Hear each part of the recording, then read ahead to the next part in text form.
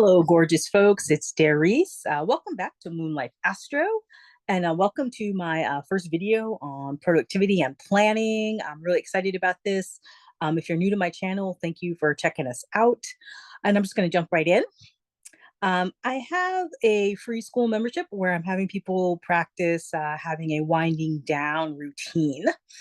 And this is something that I'm sort of surprised that more people in planning and productivity don't talk about. Most people are very aware of a morning routine or what I consider a getting started routine. I like to call it getting started because you might be someone who works at night. So maybe you sleep during the day and you wake up at like 7 o'clock, 8 o'clock at night. And then you still need an hour or so to get yourself going and ready to do your night job. And I think it's helpful to look at it as a getting started routine because that's ultimately what a morning routine is anyway. It's about helping you get your energy going so you can do what you need to take care of for that day. And conversely, you can have a nighttime routine or what I refer to as a winding down routine. And I think it's helpful to look at it as a winding down routine because it reminds me that the whole point of this routine is to help me relax, unwind, prepare my body for sleep. Some people refer to it as sleep hygiene, getting yourself ready to fall asleep, have a good night's sleep, which is actually the trick to having a good morning or getting started routine. If you can get a good night's sleep, it's easier to get up at the same time every day if you want to have that kind of consistency. Some people don't have that kind of consistency though. So if you're not that person, that's fine too. Not everybody needs to have the same time that they go to bed or wake up. I mean, a lot of people is more helpful for them to have that, but that's not always the case. Everyone has their own circadian rhythm for the most part. But what I want to focus on today was the winding down routine. And I think it's good to give yourself, I mean, an ideal world, you'd have an hour to 2 hours at night to really unwind. So, one thing that's a good way to kind of set yourself up to start with this, and I actually got this idea from, I believe his name is Cal Newport, who wrote the book Deep Work. And that's a whole other thing I should probably do a video on at some point. But one of the things he mentions is that one way to really unplug from the day is like once you're done with your work day, your business day, that you just shut it down. You don't spend that evening checking work emails or checking work text or responding to other people's requests. Like once you're done with your business for the day, you have that evening be your time with your friends or your family, and that way you can be really present with the people you're with. But I understand a lot of people don't have lives where they can do that sort of thing. So if you're able to do that, that's great.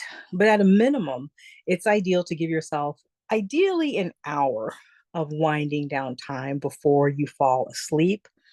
Many people in the productivity space suggest being completely off your devices for an entire hour before you fall asleep.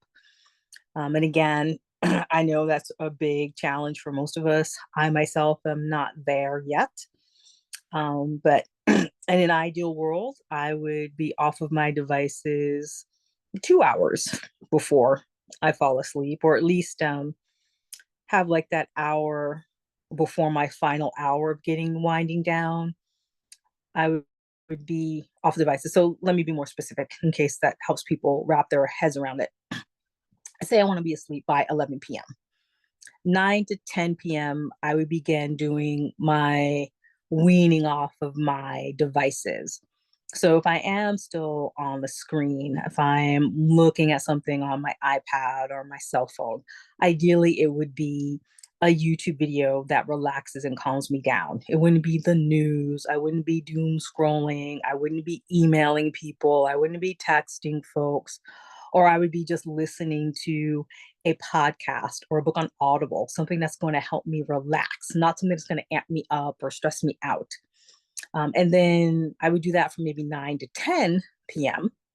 And then from 10 to 11, maybe I would do my oral hygiene routine and then my skincare routine.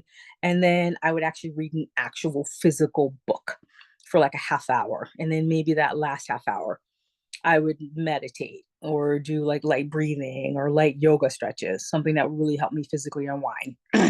Now, to be honest with you, that is the fantasy I have in my head. I would love to have an evening like that, but I don't see that happening anytime soon. And that's fine. I can have my fantasy and then I can have what's real. So, what I've been playing with for the month of January is I've been teaching myself Spanish using this technique that I got from a podcast. And I don't even know if it works, but I'm just playing with it because it's fun. But this guy, I think the podcast was Ear Hustle. I'll try to remember to link that down in the comments below if people want to check it out. It was an interesting podcast, and I'm not sponsored by them or anything. But one of the episodes, I believe the guy talked about how he taught himself 7 languages by just taking 15 minutes a day, where he would take a newspaper in a foreign language and just hand copy in an actual notebook the story, like just 15 minutes a day, I guess every day, maybe 7 days a week. And then within a few months or to a year, he was fluent in a language. And that's how he taught himself 7 languages while he was in prison. I was like, oh, well, that sounds like kind of a fun way to learn a language. Why not? I mean, I could try it. I have done a few classes in the past in like adult community centers where you'd like teach yourself Spanish or learn Spanish that way. But I don't have a life where I can do that sort of thing right now. I've tried the apps and like none of that stuff worked for me. I've done the CDs from the library and that stuff didn't help. So I'm trying that. But instead of a newspaper, because that would stress me out at night, I found this free through Kindle fashion magazine that's all in Spanish. I think it's based in Mexico. I can't remember the name of it at the top of my head, but I handwrite an article in Spanish for like 15 minutes. I set a timer. And then after those 15 minutes, I meditate for 15, 20 minutes.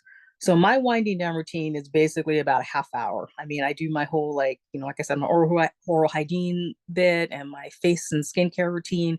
And then after that. So I guess if you count all of that stuff, then we're talking like 45 minutes, basically. So that's where I am at right now. And to be honest, I have not been doing that consistently either. Sometimes I do still end up watching something that relaxes me on YouTube, at least until I'm like ready to fall asleep. So I will continue to work on my winding down routine, getting myself off of my devices, at least ideally 20 to 30 minutes before I fall asleep. And I do notice on the nights that I do sleep better. One of the things I've done in the past is I will do some writing in my journaling by hand for about 15, 20 minutes, and then I'll do a 20 to 30-minute meditation, either silent or chanting. And sometimes that works for me. And ideally, I would love to be doing that every night, but sometimes I just really want to watch something on YouTube. I like a lot of people on YouTube. That's just it. And that's one of the reasons why I started a YouTube channel. I just love this place. And there it is. So hopefully that gives you some ideas.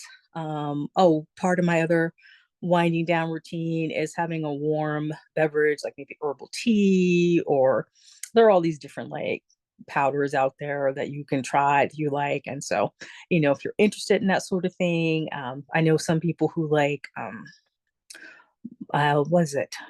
I think there's some sort of lion's mane mushroom powder that some people say it helps them relax enough to sleep. I don't know. You have to figure out what works for you. Of course, consult your doctor before taking any supplement. And I'm definitely not giving anyone like medical advice at all. That is not who I am. So just putting that out there. But I do like, a nice caffeine-free hot chocolate from time to time, made with one of my non-dairy milks, either almond or soy milk myself. Although I'm trying to wean myself off of that stuff too. So that's why I usually try to do herbal tea or some other kind of supplement that I like that helps me unwind. But everyone has their thing. But it is helpful to give your body a signal that you're winding down, that you're relaxing. And so, like I said, if you work nights, you can still do this winding down routine and 10 to 11 a.m. Maybe you get home at 8 a.m. and you need to still stay up a bit to kind of like decompress from your work the night before. And then you can do this from 10 to 11 and then set yourself up to sleep from 11 a.m. to like 5 or 6 or 7 p.m. at night. I'm not sure, how that works. And this might be helpful too if you have a career where your schedule is not set. So you can play with this, and if you do take this on, let me know how it goes. Feel free to write in the comments. What are some of the things you try to do as a winding down routine? Let me know if you notice a difference and if it helps you sleep better. And then as a result, if it makes you more productive during the day. And yeah, I just really want to share this with people, and I hope all is well. And again, sending you all love, joy, and blessings. Easefully yours, Darice.